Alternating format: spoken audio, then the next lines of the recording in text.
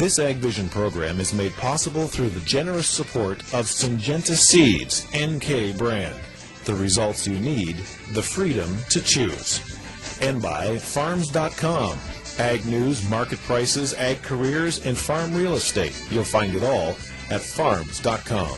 One of the questions we received for our top manager team recently was this: what will be the most important skill farm operators need to be successful in the future? Can you guess the answer? Human resources, knowing your cost of production. For our team of experts, the answer was unanimous: marketing.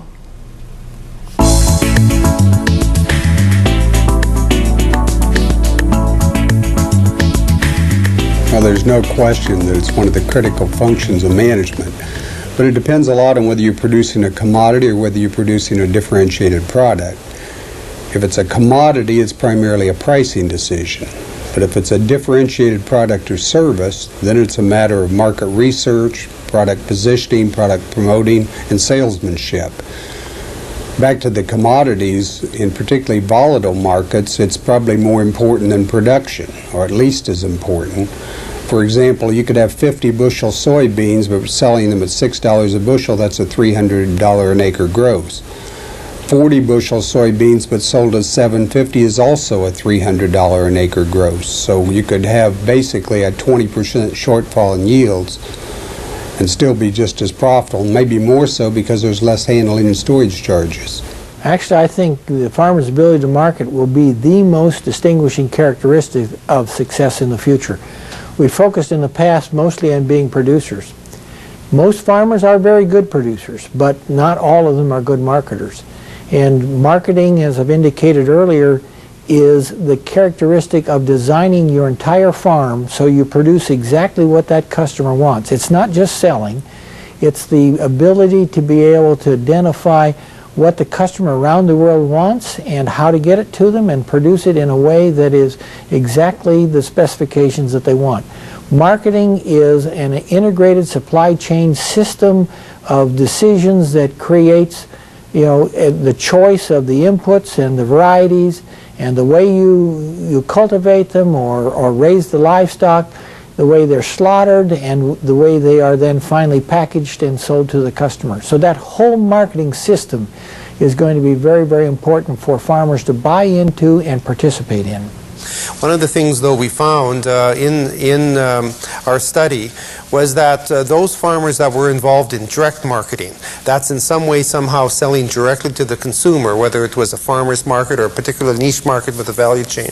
If you scratch the surface of some of those farmers, you'll find that they have a background in pedigreed seed production or purebred livestock.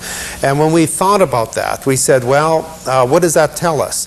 Well, what it tells us is when you're in pedigreed seed production or purebred livestock production, the decisions you make this year or next year are really based on what you think your customer is going to buy 2 or 3 years down the road. And so we do have an element of farmers across Canada that do have a real marketing approach, and we're seeing this coming forward now in direct marketing and also in the farmers who seem to be the best adapt at trying to make the value chains work, the early stages in the value chain. It does have some relation back to their history. But certainly having the ability to direct market is critical.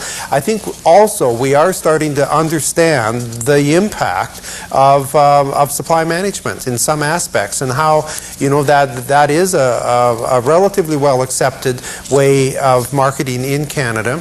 And there's a new factor that's just come into play that I might add, and that's the dramatic increase in oil prices. And one of the things we're starting to hear is that transportations are going to go up. Transportation costs are going to go up globally.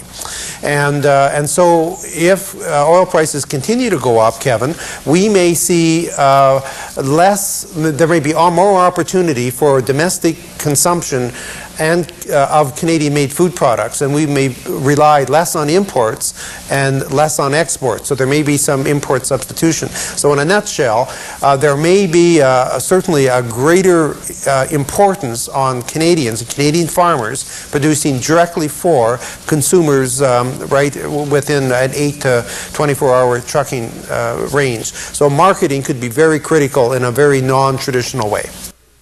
In the weeks ahead, we will be adding more outspoken experts to our top manager team. So now it's your turn. If you have a question for these guys, a business idea that you've been wondering about for a while, you want to bounce it off of someone, why not email it to me directly at simply kevin.stewart@farms.com. We'll choose the best questions to challenge the top manager team.